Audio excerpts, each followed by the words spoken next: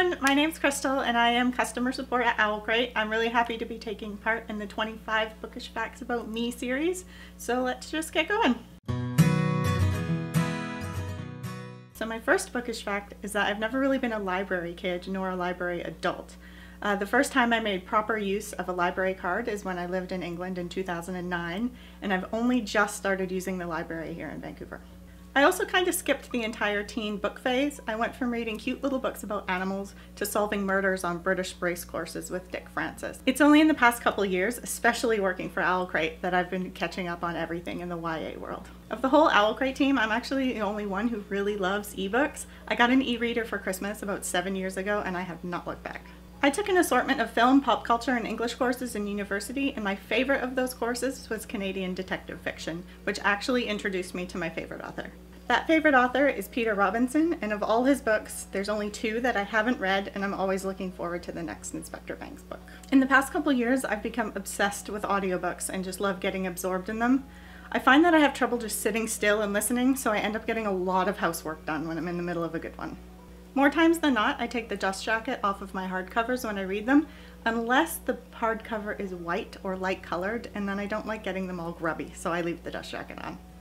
My favorite place to read is anywhere where I could make a nest.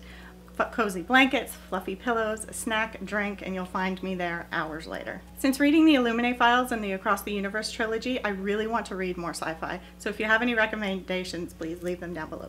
Despite growing up loving and owning horses, I only actually read Black Beauty when I was 26, and it destroyed me. On that note, I'm definitely a crier, for happy reasons or sad reasons. Sometimes I'll be reading in bed and I will just have tears streaming down my face, and my boyfriend will just pat my shoulder and then go back to sleep. I love contemporary YA romance. I am a hopeless romantic, and sometimes I just need a fluffy, fun little book that turns out exactly like you'll expect it to. Despite my love for romance, my favorite genre is detective fiction. I love trying to figure out who done it before I'm actually told, and I even love it when other genres kind of have mysterious elements in them. I'm definitely a cover buyer. If I see a book in the store that kind of grabs my attention, I'll generally open it up to some random page and just start reading. If I like the writing and the story kind of grabs my attention, I'll usually end up buying it.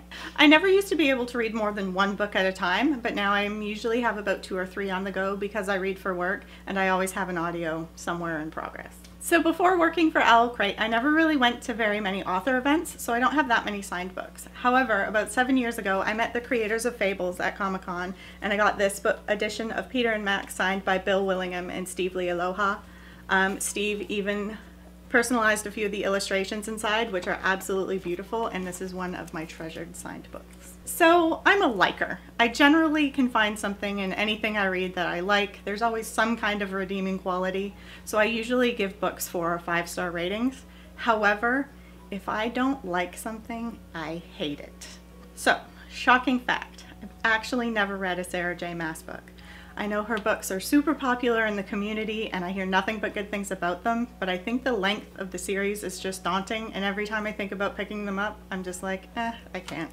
I read a lot at night, and if I start a really good book just as I'm going to bed, there's a good chance I'll be reading till 5 in the morning. One of my favorite book series is the Thursday Next series by Jasper Fforde. I just love seeing these traditional literary characters in these new kind of twisted roles, and who doesn't love British humor? If you haven't heard of them before, please check them out. If I'm reading a series and I finish one of the books, I need to immediately start the next book. Even if it's just to read the first chapter, I just need to touch base. I don't need to get right into it.